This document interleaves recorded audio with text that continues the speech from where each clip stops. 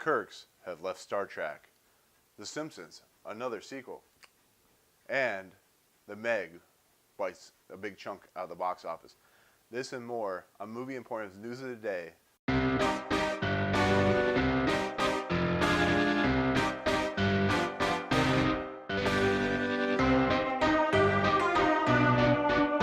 What's up, guys? Welcome to Movie Emporium's News of the Day for August 13th, 2018, where we take stories from around the world, give them to you, and break them down one by one.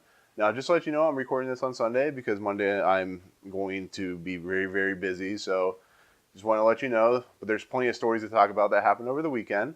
So if you, like I said, if you like what you see, as always, remember, rate, subscribe, YouTube, Audio Boom, Facebook, Twitter, all that good stuff. So with that, we'll go ahead and get started on the first news story. And the first news story is the box office, of course. So it was a pretty big weekend. Mission Impossible finally dropped to number 2. But number 1, of course, was The Meg, which made $44 million, which was actually quite much higher anticipated than what actually the company that produced the movie was anticipating that it was going to make. So, you know, I say that's a win. The Meg, which I did a review on, is not the greatest of movies, but people had obviously had fun watching it. So there you go. But as we go through the box office, number 5 was BlacKkKlansman for $10 million. Guys, for a Spike Lee movie, I say that's impressive. It's a great movie. I think everybody should go see it. It's a powerful movie. It's one of my favorites of the year. But the fact that it made $10 million shows that people really responded to it. It could have been number 1, but at number 5 with $10 million, that's pretty damn good. Congratulations to Spike Lee and the crew. So number 4 is Slender Man. $11 million. Let's move on. Number 3 was Disney's Christopher Robin. Pretty impressive with $12 million take for $50 million. You know, pretty good. I think Disney was expecting more, but, you know, people were complaining about how Winnie the Pooh looked weird and all the characters looked weird and how are they real in this world. I enjoyed it. I had fun with it. If you get past the first 30 minutes, so whatever. Number 2, of course, was Mission Impossible Fallout. It's holding strong at $20 million for the weekend. Grand total so far, 161. Now, I'm involved with a summer movie wager, and I had this below Ant-Man, which was a big mistake because this movie's going to make more than Ant-Man by the time it's done. So, still, congratulations to the crew. This movie's actually going to make more than Rogue Nation, probably 220, 230. Really good for Tom Cruise, so congratulations to that. Just kind of go through the other top 10. The Spy Who Dumped Me made about $6 million for surprisingly only $24 million. That movie should do way more.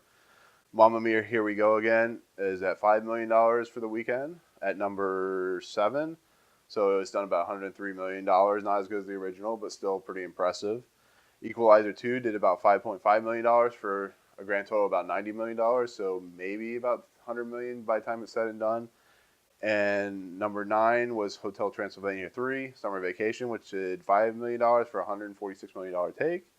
And at number 10 was Ant-Man and the Wasp, which has finally crossed over to $200 million. And it did $4 million for the weekend. So there's the box office. Like I said, Meg should do pretty well. Probably cross $100 million when it's done. Slender Man should drop like a rock. I hope BlacKkKlansman, you know, continues to propel itself. I hope it stays in the top 10 because it needs to be seen. But that's pretty much it on the box office. Tell us what you think. Did you see The Meg? Did you see Slender Man? Did you see any of these movies? Let us know. And our next news story is... So you may have heard about the Monopoly scam. Apparently it was about a security guard who several years ago tried to scam Monopoly for like $24 million. I don't know the whole logistics behind it, but that seems pretty insane.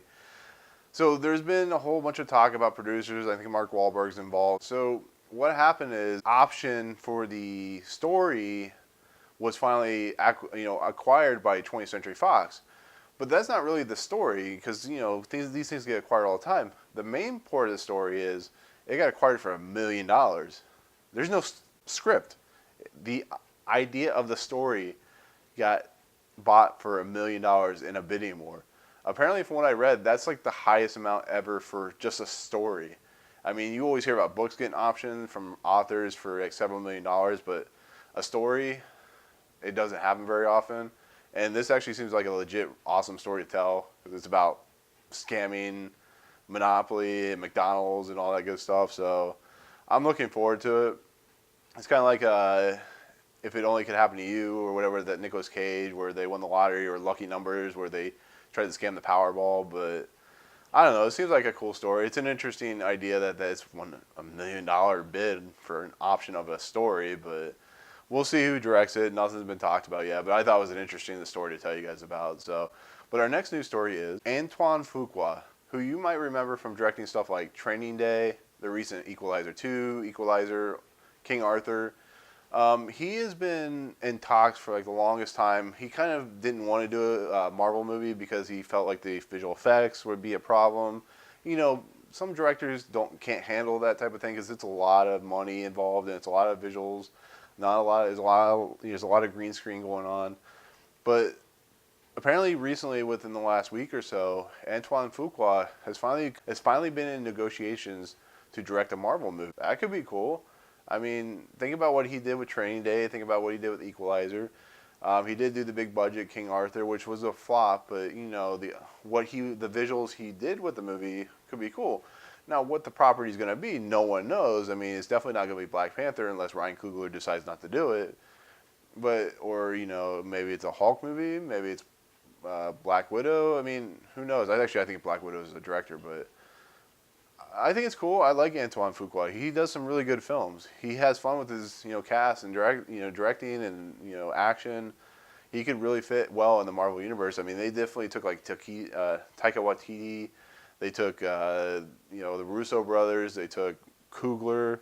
I mean, these people aren't known for these type of movies. So at least Antoine Fuqua has experience in at least action movies. So good luck. Hopefully he gets a director's gig. If not, I'm sure he'll find just enough work in the future for him. So, but our next news story is staying on the Marvel route. Apparently, Sony has decided that they want to have their own Marvel Cinematic Universe, and they're calling it Sony Universe of Marvel Characters. Okay, that is the dumbest name I've ever heard from anything. I mean, yeah, they have 900 movie properties or character properties. But to call it that, and there's rumors that they're doing this so that they can sell the Marvel characters off, which Marvel and Disney want those characters to put in their MCU. The Marvel Cosmic Universe is what it's going to be called.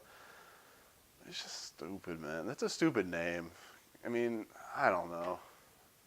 Sony, just see how Venom does before you start doing anything else. Just see how Venom does. I mean, you've already split in the black and gold or whatever, the two characters you were going to, silver and gold, I think it was going to be called, that you split those into two movies. Just do one movie at a time. Don't be like DC. Don't do that. They're finally course correcting themselves, but don't do what DC does. Just focus on one project at a time. Don't do this Marvel Cinematic Universe crap.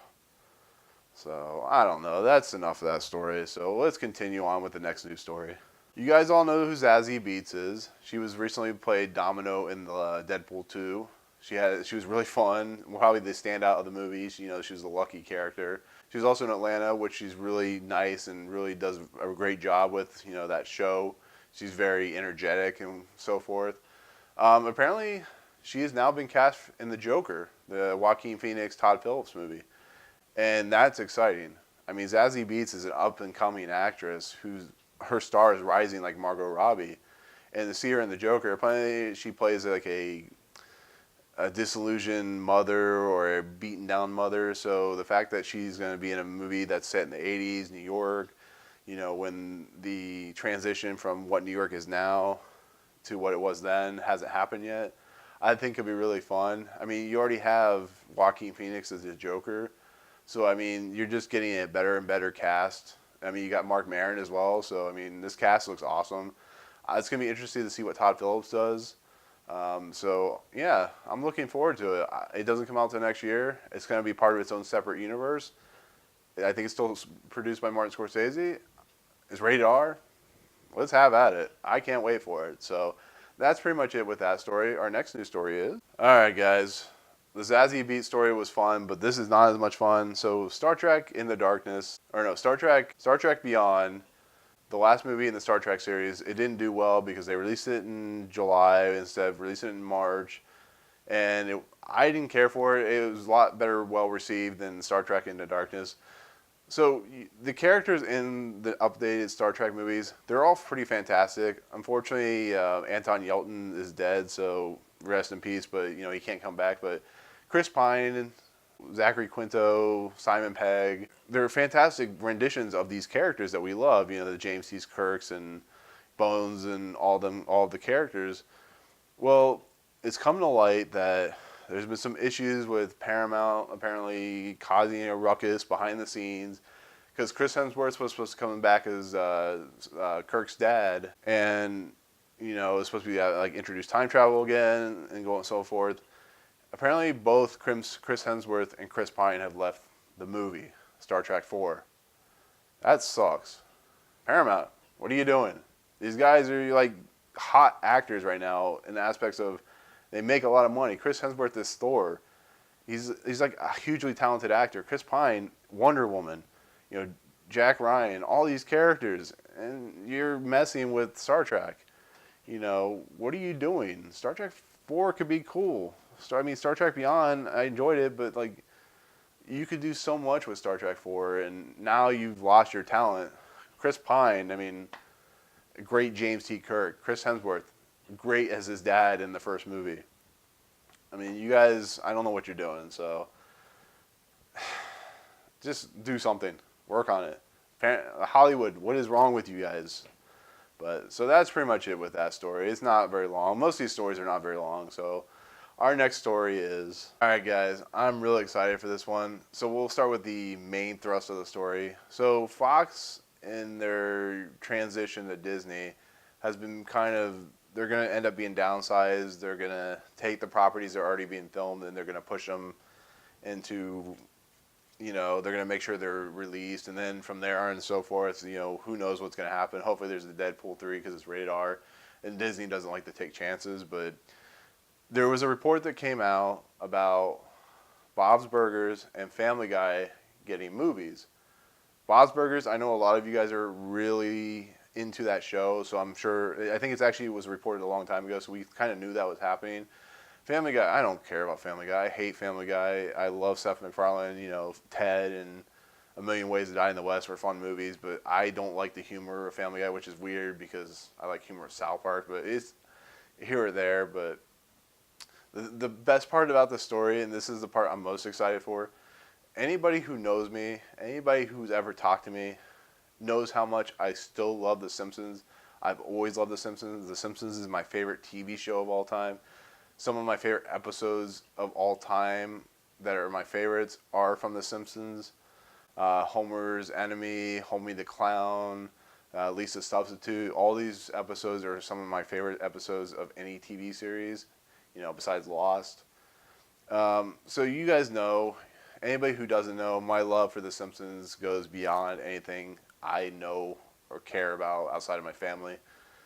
So when the Simpsons movie was first announced, and it was like surprise announced with Homer on the couch wearing the Superman shirt, we actually thought it was for a Superman movie, but it was Homer on the couch with like a cut off shirt with the Superman logo. My excitement, the chills that I got for the movie were like the year wait for, because it was like July of 2017 or June of 2017 when the movie was, or 2007 when the movie was released, but it was announced in June of 2016. So you got to think, outside of Revenge of the Sith, the longest I've ever had to feel like to wait for a movie was the Simpsons movie, and I saw the movie like 12 times in the theater. That's how much I love that movie. So at the very end, during the credits, Maggie, they're all watching the credits roll by, talking about it, and they get up, and Maggie goes, "Sequel?" as a troll joke. And the Simpsons were never going to do a sequel anytime soon. That, it's been 12 years or 11 years or whatever it's been. And there's been no sequel because they're worried about the TV show. You look at South Park, when they released the movie and then they did Team America, they were burnt out, and it was the same way with the Simpsons writers. So in the article, come to find out there's a Simpsons sequel in development, I about shit myself, because they claimed that they were never going to do a sequel, at least till the series was ending. That gave me a little bit of pause because I was thinking maybe the series was actually ending, because I have a feeling Disney's going to end The Simpsons as much money as they make, I don't think people really watch it like they used to. I think it makes like 8 million viewers, but it makes a ton of money through like toys and the parks and so forth. But the fact that there's actual rumors and there's actual sequel in development, guys, that's my news story of the year. Unless something happens with Pixar or Star Wars that breaks my brain, like with Rian Johnson taking over Last Jedi, this is my story of the year. The fact that they're making a Simpsons sequel, when can I buy my ticket? That's all I'm going to say. If I will go and wait in line for 4 years for the Simpsons movie sequel because I love that property so much. My favorite character of all time is Homer Simpson, of course, but then you got Ralph Wiggum and Chief Wiggum and Lisa Simpson, all these characters. I love the Simpsons. You guys know it. I know it. Give me the sequel. I want it now. So we'll see. Who knows when it's going to actually be announced. This is, I think, still a rumor development thing. So they may be actually producing the movie on the side while they're still doing the animated series. I know Matt Groening is involved with Disenchanted, which is a TV series coming out for Netflix. So I'm looking forward to seeing that. But a Simpsons sequel to the movie that came out 11 years ago, now. I want it now. That's how much I'm enjoying it. I love The Simpsons. So that's it on that story. What do you guys think about that? You still like The Simpsons? Do you love The Simpsons? Comment below. Tell us what you think. And for our last not news story, it is a news story, but it's not a news story. So Will Ferrell and John C. Reilly are finally doing another movie together, and it's called Holmes and Watson. It's a spoof on Sherlock Holmes and Watson's character. And they finally released the first picture of the two as Holmes and Watson. And it's just fun to see these guys back together. They were in Step Brothers and Talladega Nights. I think it's just, I always find their characters funny. They play off each other very well. They both do comedy like it's going out of style like no other. So I figured I'd show you this picture. You guys enjoy it probably as much as I do. So with that, that's everything for the news of the day. As always, if you guys like what you see, remember to rate, subscribe, tell us what you think. Head out to Audioboom, YouTube, Facebook, Twitter, email enlopolo1138@gmail.com. Tell us what you think. Tell me what you think. If there's anything I need to improve on, just let me know. But otherwise, we'll see you guys later. See you tomorrow. Have a great day, guys. Bye. Peace.